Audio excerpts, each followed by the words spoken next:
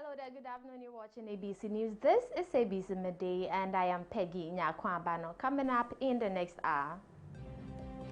Asante Henry Otumfuo Osei Tutu II has urged both the Mamprasi and Kusasi factions in the Boko conflict to prepare their followers for a permanent end to violence, reminding them that they are one people. The Minority on Parliament's Health Committee has rejected the Health Minister's claims that Zipline drone service was engaged in delivering non-essential medical items.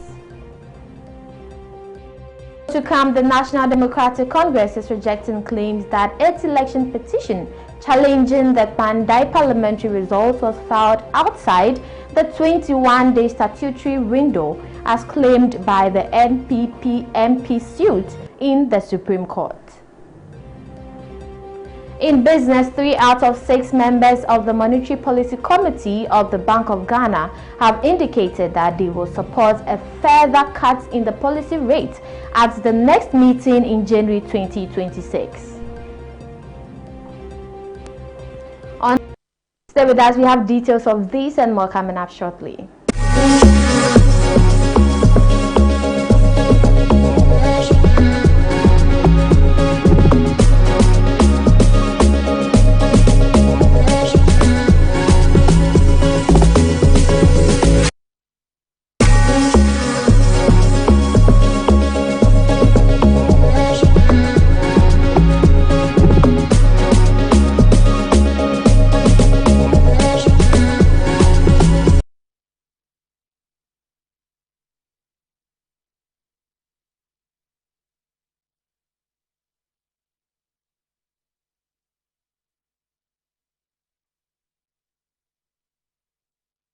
You're watching the Midday News here on ABC News Ghana Television. We're streaming live on Facebook at ABC News GH_. Now to our stories.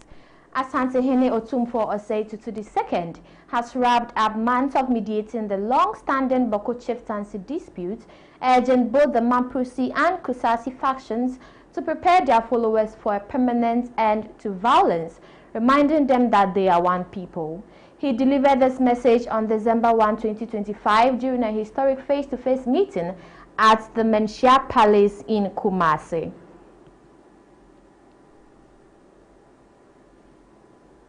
The meeting brought together a 30-member delegation led by Chief Tarana John Wuni Gruna for the Nairi and a team led by Naba Tambis Baluk for the Boko Naba, with Cletus Aboka and Dr. Issa serving as spokespersons.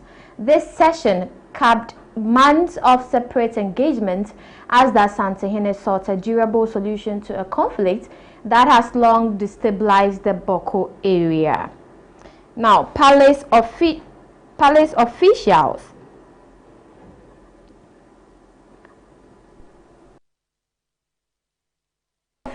described the discussions as cordial, with both sides acknowledging their shared roots and the futility of continued violence. The statement noted that Otumfuo recommendations would be compiled and sent to the president and expressed hope that the president, together with other stakeholders, would inform the public at the right time about the conclusion and suggestions.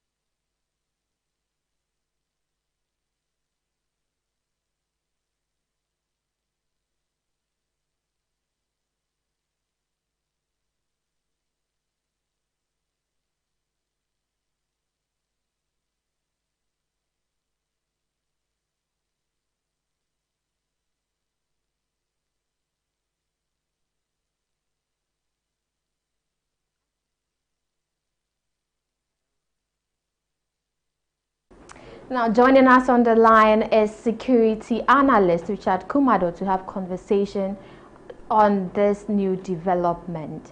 Good afternoon, sir, and thank you for joining us. Hello, sir. So we are trying to establish contact with security expert Richard Kumado to have further conversations on this.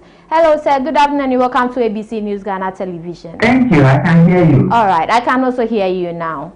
Right. Now, after months of mediation that Santehene Otumfuo Osei-Tutu II has concluded his mediation between the two factions in the Boko conflict. How do you respond to this new development?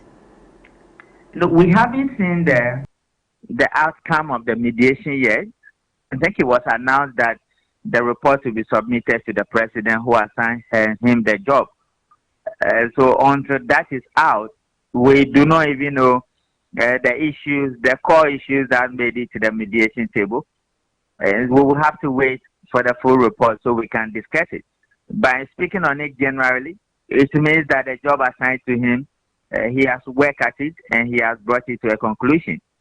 In every mediation, it's always win-win. So to the extent that the two factions agree to come to the mediation table, they will be willing, as he has entreated, to accept the report and to accept the final outcome. So that is where we are. Right. As you mentioned, we are yet to hear the final outcome, but what possible solutions or recommendations are you expecting? No, this is Ashanti mediation team. We cannot prejudge or we cannot go ahead of them. We will need to wait patiently to see. If the core issues are discussed and what is the outcome, we will know. Which ones made it to the table? Is it chieftaincy? Is it tradition? Is it culture? Is it rulership? Is it self-determination? Is it governance? Is it politics? Is it economics? We don't know which ones made it to the negotiation or the mediation table. There could also be that they will assign responsibilities to each of the factions or each of the parties involved. The government may also have their own responsibilities. If there are issues they disagree and they think there should be further discussion, it will be stated. But we don't know yet, so we cannot prejudge it. We cannot preempt it. We will need to wait. But we can say so far, so good. Right. Mr. Kumado, now Santehene has urged both factions to live as one people regardless of the outcome. Does their willingness to participate throughout the mediation process give confidence that a lasting peace will prevail in Boko? It will be part of their responsibilities assigned. If there are responsibilities on the part of government will have to take it seriously. If there are certain actions required of the two parties, like he has entreated them to live together, they will have to comply. If there are certain things the mediation team and Mensha will have to do in furtherance of maintaining law and order, they will have to pursue.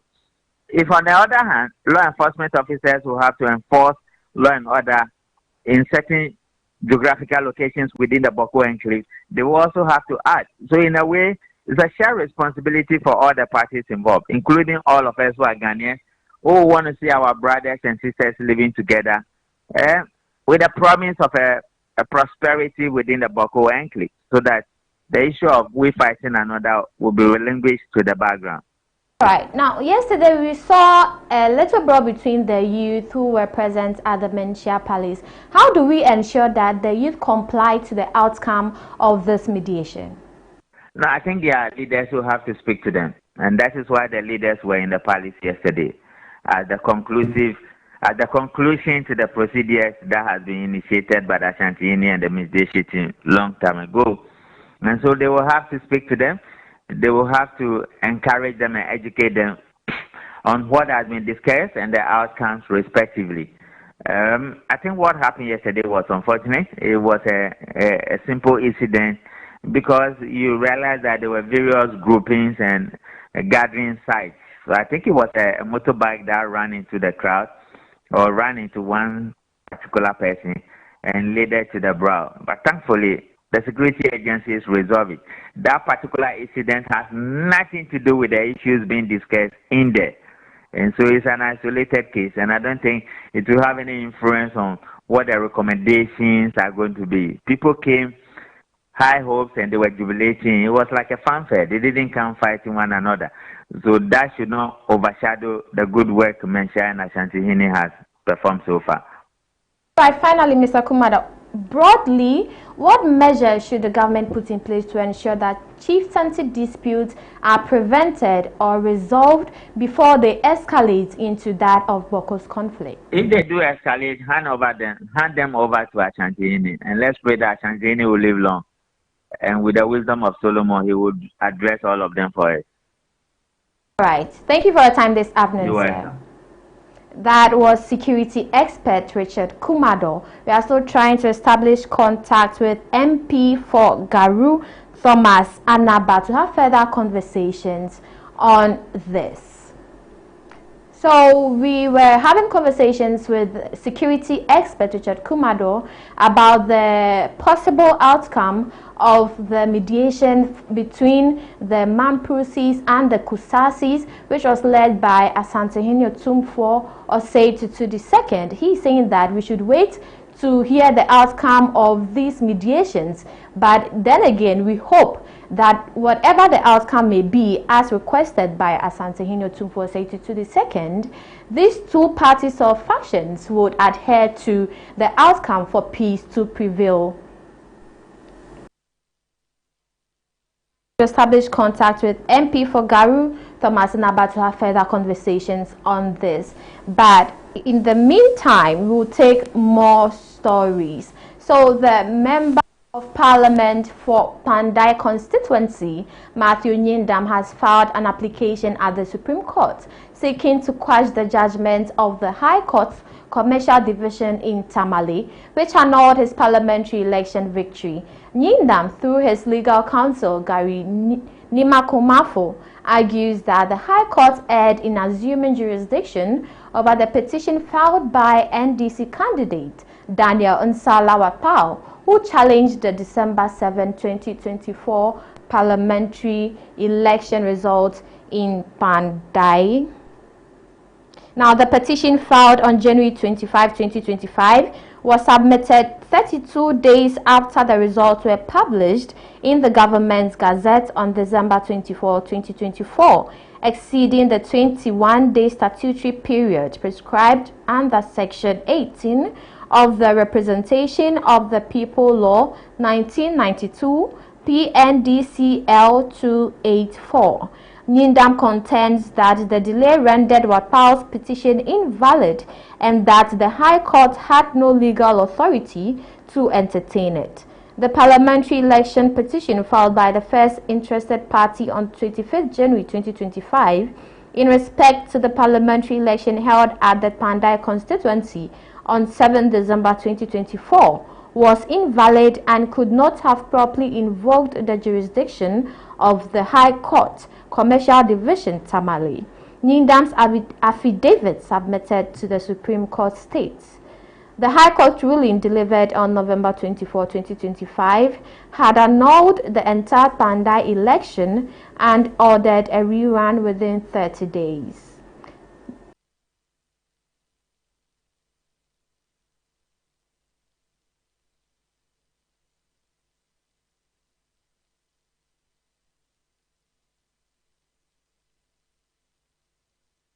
Now let's go back to our previous story about the new development concerning the mediation between the Mampusis and the Kusasis. We have Thomas Anaba, MP for Garu, on the line. Good afternoon, Tenny. Welcome to ABC News Ghana Television.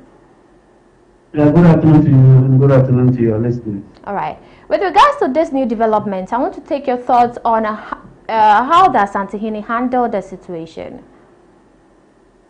How did what? How Asantehene Otumfuo Osei Tutu II mediated the conflict between the Mampusis and the Kusasis that has led to an ending yesterday, which we are waiting to hear what the outcomes are. No, thank you very much. You think we all know this issue regarding the conflict in the Kusasi traditional area was handed to His Excellency Royal Highness Otumfuo Osei Tutu the second to mediate by Akufo-Addo. Then came His Excellency John Dramani Mahama, who equally asked him to continue with the negotiations. He called on the feuding factions on several occasions, had a tete-a-tete with each of them, gathered his views, and then yesterday what he did was to bring the two feuding factions on the same table, face to face, each of them represented by their spokespersons and the representation of chiefs, youth leaders, opinion leaders, academicians, and then the rest. Each side had somebody to present their issues, a summary of their issues. At the end, he told them that he has heard it and that he will be forwarding his recommendations, his final recommendations, to His Excellency the President John Dramani Mahama for a possible announcement so that this would bring a lasting peace to the place. So I think he has handled the issue very well. Expectations are high. People are anxious for peace. People are anxious to see Boku return back to its past glories. People are anxious to see that the guns are put aside, then we can shake each other and live side by side with each other. This is what I saw. I think the whole of yesterday was something that the youth were happy about, because we know we are coming close, drawing closer and closer to a final unity and peaceful coexistence among ourselves in Boku. All right. Now, looking at the commitment from both sides of the conflict so far, do you see a lasting peace prevailing from this mediation? Looking at the demeanor of all those who came at home, I think everybody is looking for peace. Everybody is looking for peace. We know in a society like that there will be some few people who may not be happy, but in any conflict resolution, it is a give and take situation where you have to allow somebody to take something and you also get something in exchange for something. But there's nothing more valuable than exchanging war for peace. There's nothing more valuable than changing war for peace. Where people are dying, businesses are being destroyed, coexistence cannot be manifest in that area. So I think that the best thing is that everybody would have to give, would have to choose peace other than the war that we have found ourselves in. So to me, the demeanor of people and the action of people is calling for peace. If you go to Boku, we know if you go to Boku right now, the government has not left the town. He has made sure he has sent enough security forces to the entire Boku township. So this entire Boku township is now very, let me say, is more protected and monitored by top security people to ensure that there wouldn't be any violence after the full declaration of what Asante will recommend to the President and the government of Ghana of the day. Finally, Mr. Naba, what is your message to the people of this enclave, especially the youth? My message continues to be the same. Please, let's choose peace over violence. Let's choose peace over war. Everybody should embrace the resolution or the findings and recommendations of His Royal Majesty Otunfo Oseti to be the two. So legal peacefully. Boku is a very industrious district. Boku is a very industrial enclave. Peace is eluding us, and as a result of that, so many benefits of the democracy in our country is eluding us. Let's put aside the difference. Let's put aside the conflict and embrace peace. That is what I'll call the youth and everybody in the Kosase traditional area to embrace. Thank you for your time this afternoon, sir. Thank you, too. That MP for Garu Thomas Anaba. Now, the Member of Parliament for Midday constituency, Matthew Nyindam, has filed an application at the Supreme Court seeking to quash the judgment of the High Court Commercial Division in Tamale, which got his parliamentary election victory. Nyindam, through his legal counsel, Gary Nimako Mafo, argues that the High Court erred in assuming jurisdiction over the petition filed by NDC candidate Daniel Nsalawatpao, who challenged the December 7, 2024 parliamentary election results in Midday. The petition, filed on January 25, 2025, was submitted 32 days after the results were published in the government's gazette on December 24, 2024, exceeding the 21-day statutory period prescribed under Section 18 of the Representation of the People Law 1992, PNDCL 284. Nyindam contends that the delay rendered Wapal's petition invalid and that the High Court had no legal authority to entertain it. The parliamentary election petition filed by the first interested party on 25th January 2025 in respect to the parliamentary election held at the Pandai constituency on 7 December 2024 was invalid and could not have properly invoked the jurisdiction of the High Court, Commercial Division, Tamale.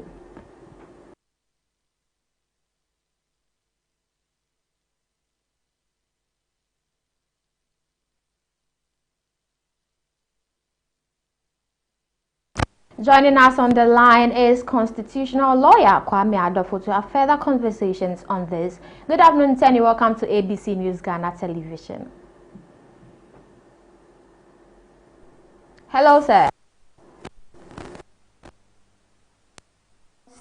Lawyer Kwame, but we are still trying to establish contact with him to have further conversation on this new development with regards to the Pandai rerun.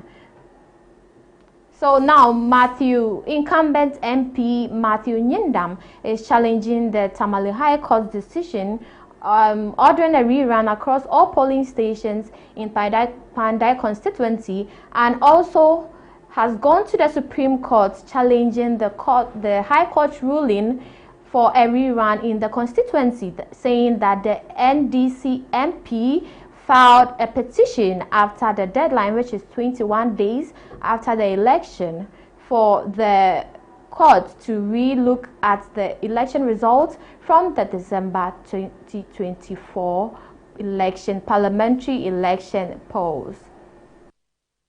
To establish contacts, but we'll take more news and go back to him when we do. Now, Member of Parliament for Akimoda, Alexander Akwesiakwa, has urged the government to thoroughly scrutinize petitions calling for the removal of heads of state institutions before taking action.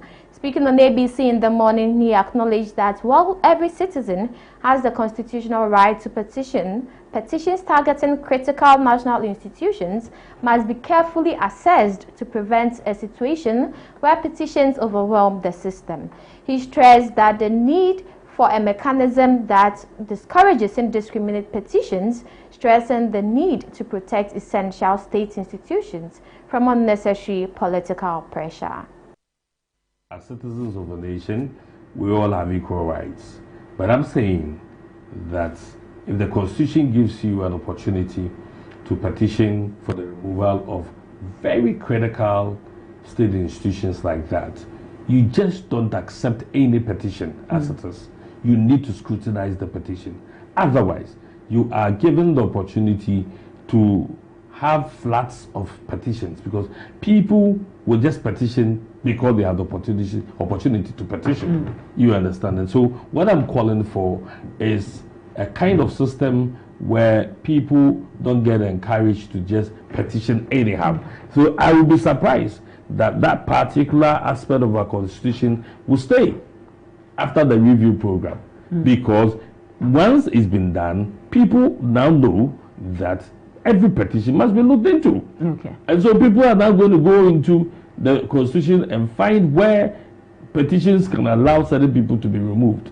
You understand? And so we just need to be careful and have very good efforts, make conscious efforts in promoting and protecting our state institutions, very critical ones, that we don't have to subject them to political pressure. As citizens of a nation, we all have equal rights.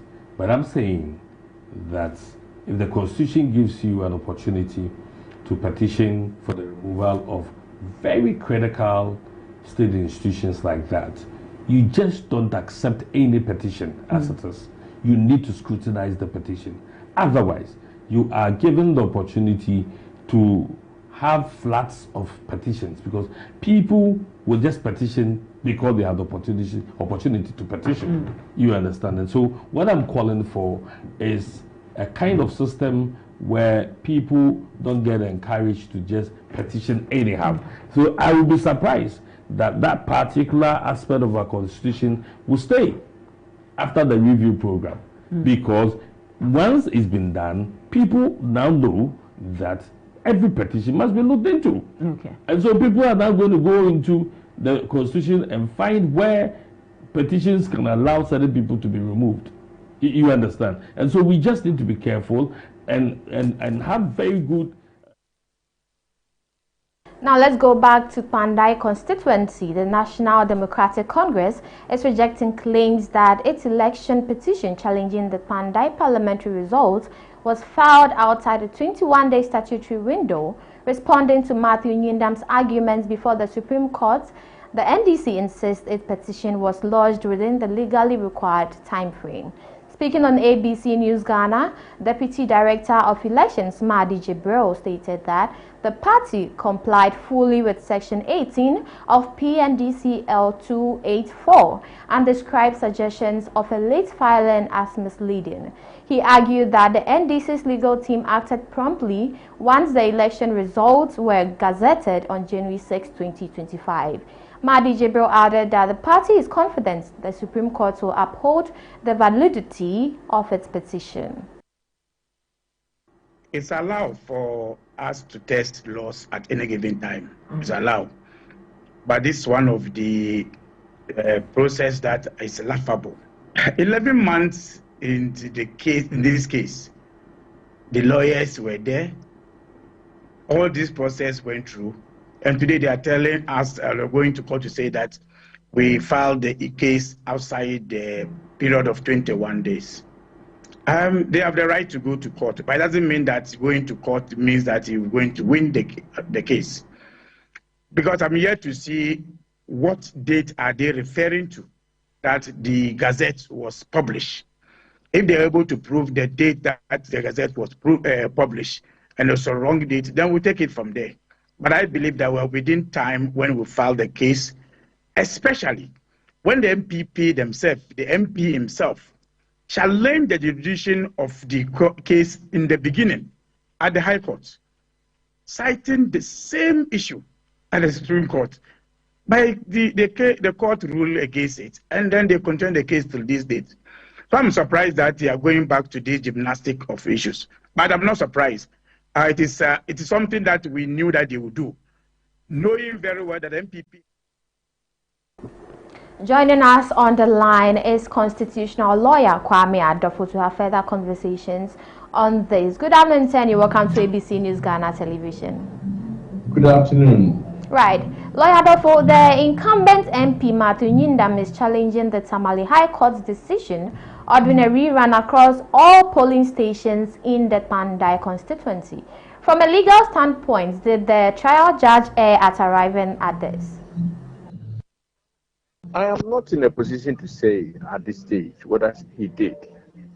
But what I can say is that I have heard that the aggrieved person has already filed an appeal against the judgment of the High Court at the Court of Appeal. And I've heard that subsequent to that, he has filed an application before the Supreme Court seeking to quash the judgment of the High Court. If that is the case, then it appears that he's going on the basis that the court acted in excess of its jurisdiction, or there was a patent error in the judgment, or there was a denial of natural justice. So either there's excess jurisdiction, lack of jurisdiction, patent error in the judgment, and therefore, or there's a clear breach of the rules of natural justice. Otherwise, you cannot go straight to the Supreme Court to seek certiorari to quash the decision of the judgment.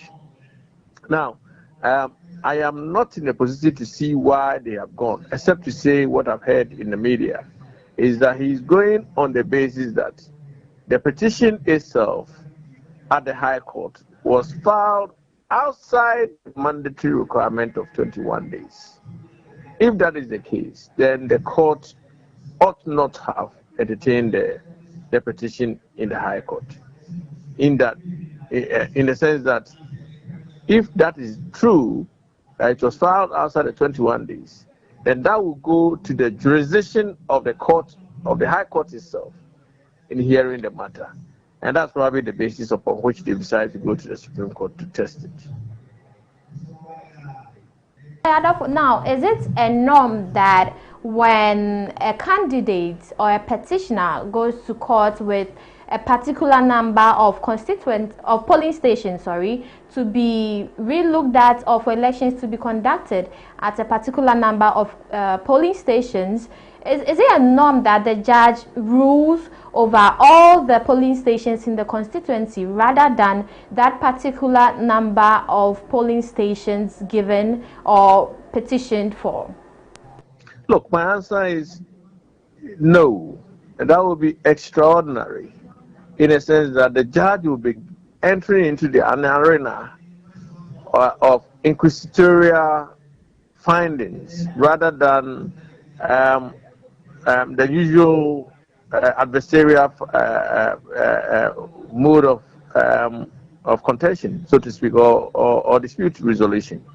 In a sense that if a petitioner goes and say, this is my claim, I want you to look at A, and you go beyond A, and you go to A plus 1 plus 2, then you've exceeded what the petitioner came to court for.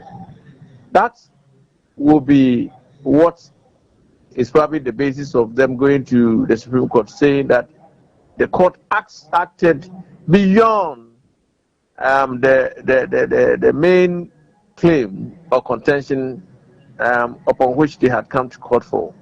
It's like being granted you have not sought for, unless the evidence is absolutely or patently clear that that is the remedy you are entitled to. The court usually is not supposed to go beyond what you came for. In this case, as you have clearly put to me, if he went to court, the contender, the person challenging the MP, went to court and said, look, I'm looking for you to look at the X number of polling stations, but the judge went to the whole constituency, then that will be a basis for them to go to the Supreme Court seeking to quash the judgment of the court below. All right. Now, Lawyer Adolfo, if the Supreme Court agrees that the petition was filed out of time, what becomes the fate of High Court ruling and all the proceedings that have taken place so far?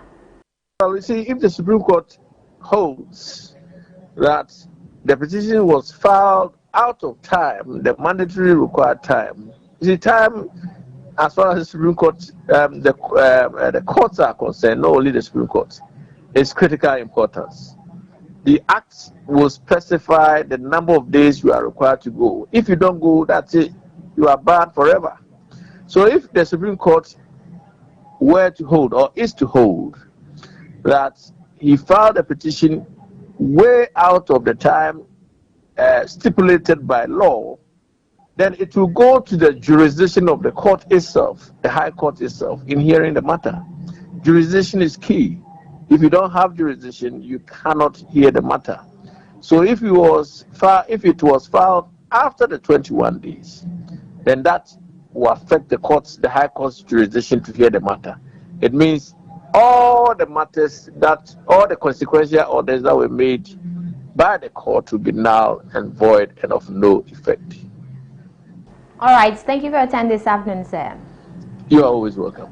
That was constitutional lawyer Kwame Adolfo. Now, moving on, the contractual integrity of Zipline Ghana's drone delivery service has been challenged by the Minister of Health, Kwabena Minta Akando, who revealed that the multi-million-dollar scheme is predominantly being used to transport non-emergency items, including condoms and school textbooks, rather than life-saving supplies to hard-to-reach areas. Speaking at the Government Accountability Series on Monday, December 1, 2025, the minister presented data showing that the service has largely strayed from its core mandate, raising serious concerns about the value for money and the government is receiving, especially amid reports of a colossal 174 million Ghana cedis debt owed to Zipline. The original contract for Zipline was focused on two critical areas: 7 hard-to-reach areas and providing emergency medical services. However, the minister's review exposed a drastic diversion from this core mission. Their services was to concentrate on the hard-to-reach areas and emergency services. But upon review of the activities, what we have realized is that the hard-to-reach areas constitute only 12% of the activities, 12%, 1-2. And emergency services is 4% of the activities. And it will interest you to know some of the items they fly. Items like condom, blood donor cards, not blood donor cards, mosquito nets, food and nutrition items, adhesive tapes, syringes and needles, education materials, among other things, textbooks, exercise books, uniforms, and a lot more. So these are some of the items they have been flying. And so when we came to office, we think that there must be value for money. And therefore, we are engaging them. So if you hear that we are not engaging Zipline, it's not true. We have met more. Our Health Minister, Kwabena Mita Akando, has bemoaned the colossal financial burden of the Zipline medical drone delivery service to the country, confirming that the government is obligated to pay the provider more than $500,000 every month, regardless of how few medical supplies are delivered. Speaking at the Government Accountability Series in Accra on Monday, December 1, 2025, the minister detailed the binding terms of the 2018 take-or-pay sole-sourced contract. It was signed in 2018. It took effect in 2019. And as part of the contract, there were clauses known as take-or-pay clauses in the agreement. And the contract was sole-sourced. Now, for every month, Ghana government was and is supposed to pay $88,000 per center per month. $88,000 per center per month. So if you do the computation, we are paying more than, because we have 6 centers, so we are paying a little over $500,000 every month for the services of the drones. What is more interesting, and I think everybody needs to know, is the fact that still on this, the Minority on Parliament's Health Committee has rejected the Health Minister's claims that Zipline drone service was engaged in delivering non-essential medical items, including condoms, textbooks, and uniforms. Member of the committee and former Deputy Health Minister Alexander Akwesi Akwa, speaking on ABC News Ghana, stated the minister is playing politics with the issue and trying to discredit Bawomia's legacy in digitalization. We'll be bringing you the bites in subsequent bulletins. But away from that, the Director of Cybersecurity at the National Communications Authority, Kenneth Eja Ansa, is urging Ghanaians not to depend solely on the government for quality health care. He says individuals and communities must play an active role by supporting health facilities with essential medical supplies. There's more in this package. Appeal when he donated wheelchairs weighing scales, medicines, and hospital beds to the Bemianko Health Center in the Nzema East Municipality of the Western Region. He noted that many health facilities across the country lack basic equipment and often rely on government support that may be delayed or inadequate. According to him, community contributions can make a meaningful difference in improving patient care. When you go around and look at what is really happening in our healthcare industry, there should be some level of changes that should happen, right? Not necessarily what the government could do for us, but what we, the individuals, could also do.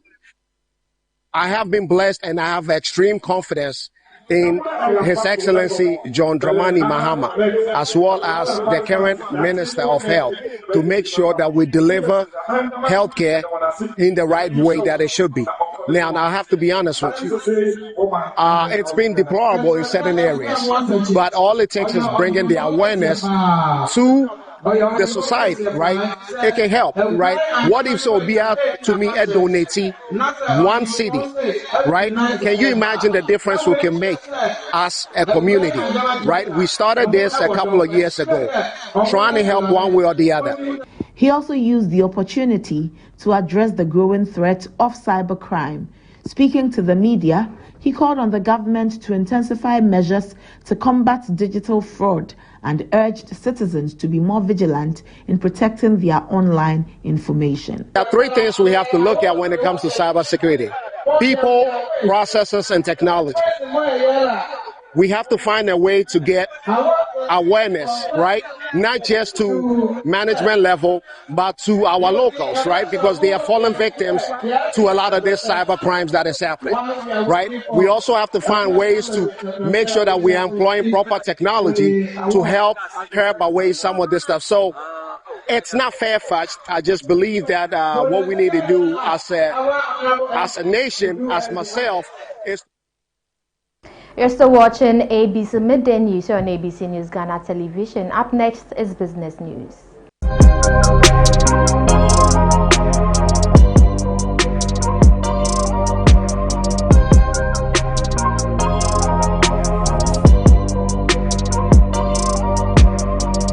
In the world of business, 3 out of 6 members of the Monetary Policy Committee of the Bank of Ghana have indicated that they will support a further cut in the policy rate at the next meeting in January 2026. These members gave the assurance in the official decision submission report released by the Bank of Ghana after the MPC meeting. They argued that a slowdown in inflation in December 2025 will influence their decision. The governor of the Bank of Ghana, Dr. Johnson Isiama, projected that he expects inflation to reach between 4 to 6% by the end of the year.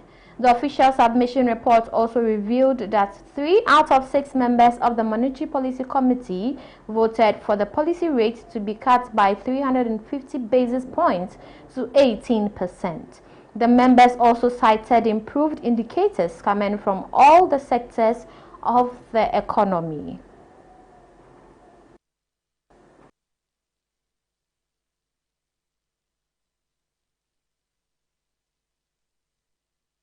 In more business news, the Ghana Commercial Bank PLC has launched its latest customer loyalty campaign, the Part to Part promotion, designed to reward customers and offer one of them an all-expense-paid trip to the world's biggest football festival.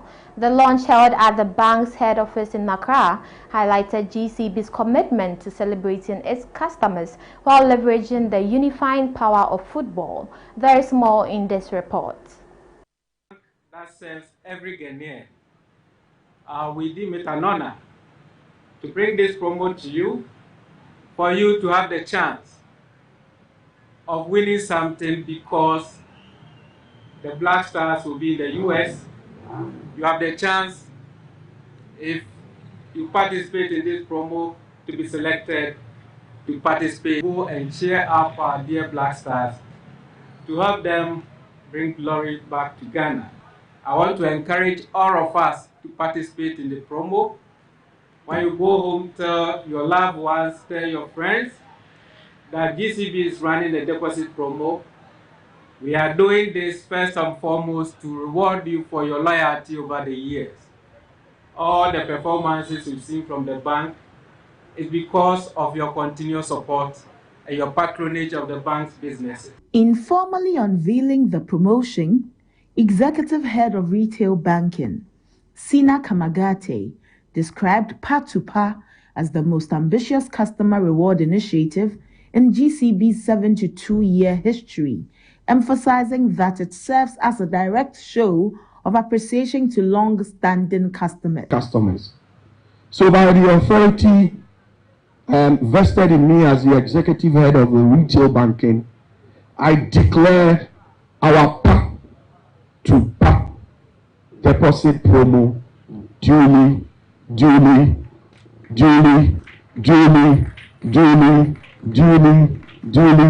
launched. And the essence of this Pa2Pa promo is to reward our customers. This is a bank that has been serving Ghana over the last 72 years.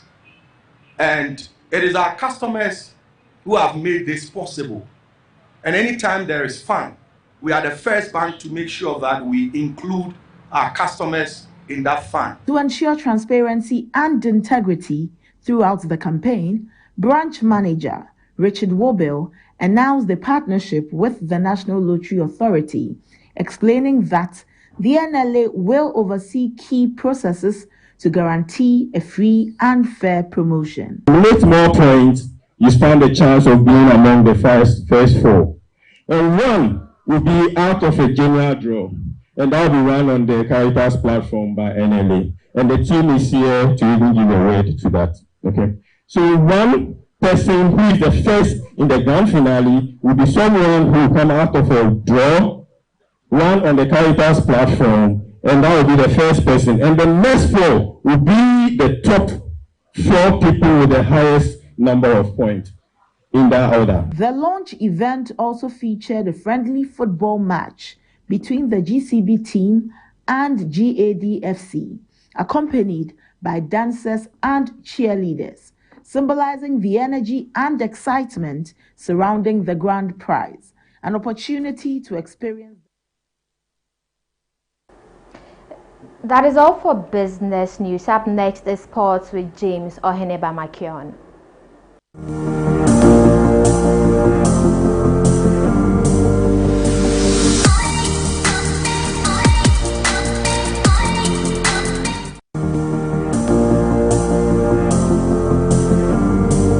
Introducing Betway's Bet Influencer, a groundbreaking feature where you can make money by just sharing codes. He just needs to share his codes and make money.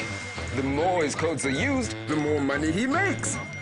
Oh yes, so what are you waiting for? Anyone can be a bet influencer. Share your codes and make money. Bet Influencer, another world first from Betway. This advert has been approved by the Gaming Commission of Ghana. Betway, get way more.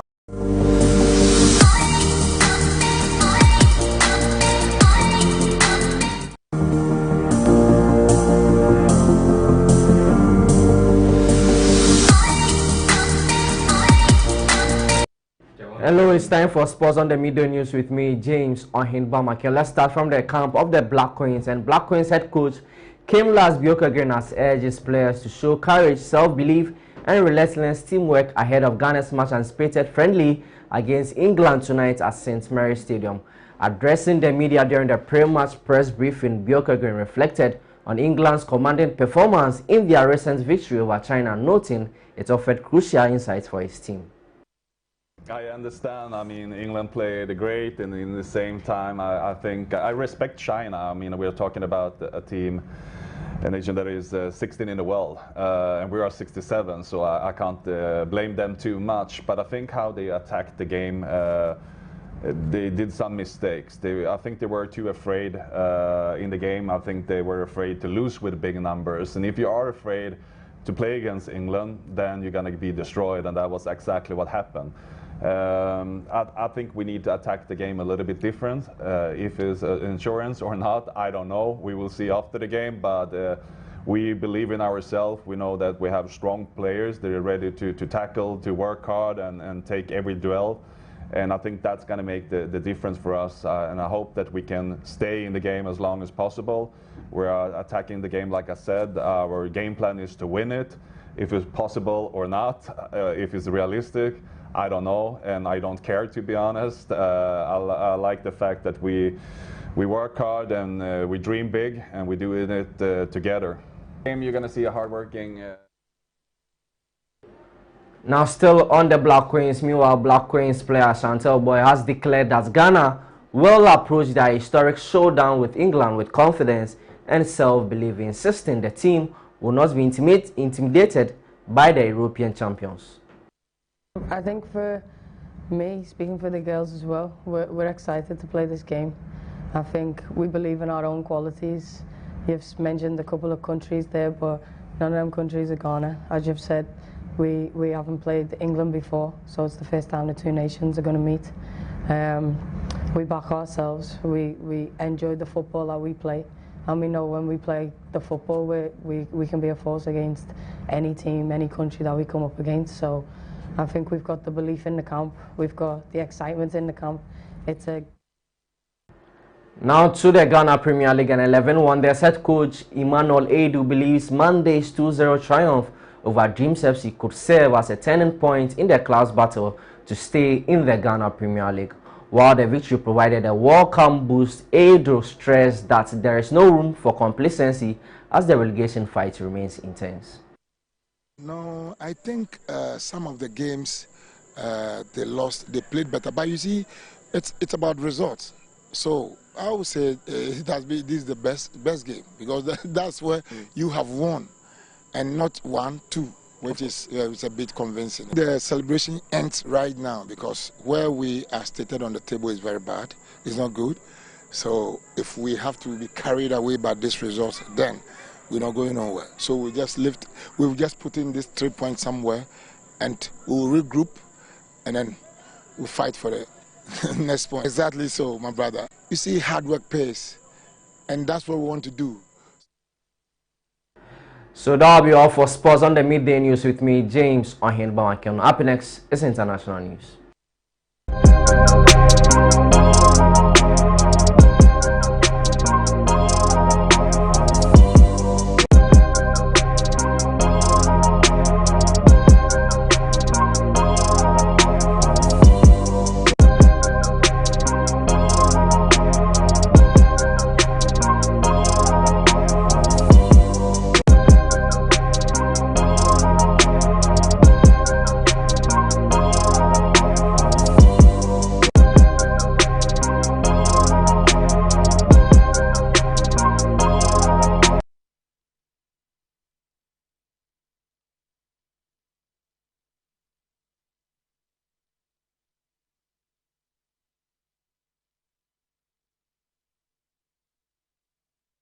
On the international front, a high-level delegation from the Economic Community of West African States has ended its mediation mission to Guinea-Bissau with no major progress toward restoring civilian rule following last week's military coup that toppled President Umaro Sissoco Embalo, already formed a new cabinet dominated by allies of the former president.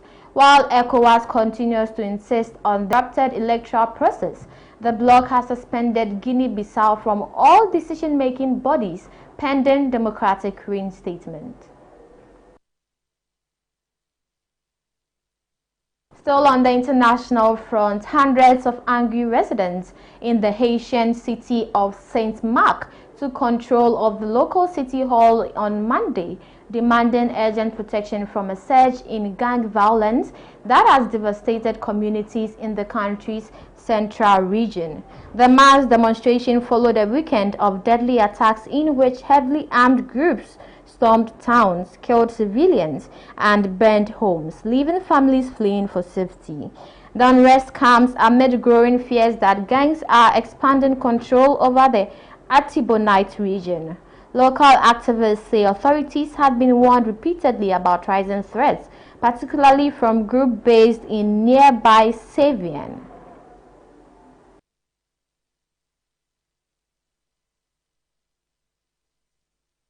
That is all for international news. Up next is entertainment.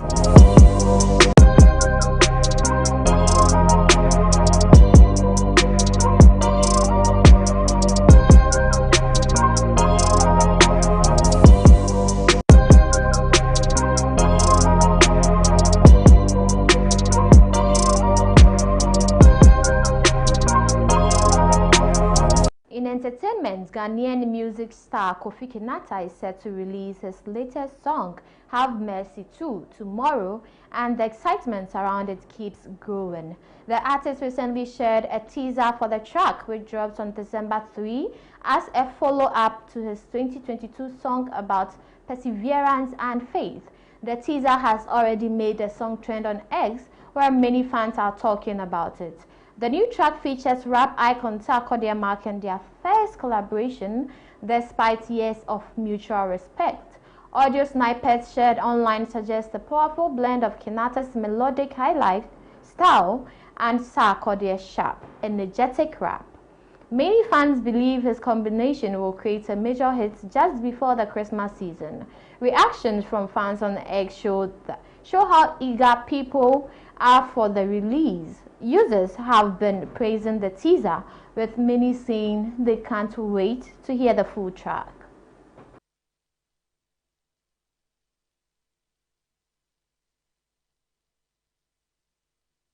That is all for entertainment news, and this is how we wrap up ABC Midday News here on ABC News Ghana Television. We stream live on Facebook at ABC News GH_. For more news, log on to our website at www.abcnewsgh.com. I am Peggy Nyakwa Bano. Enjoy the rest of your day.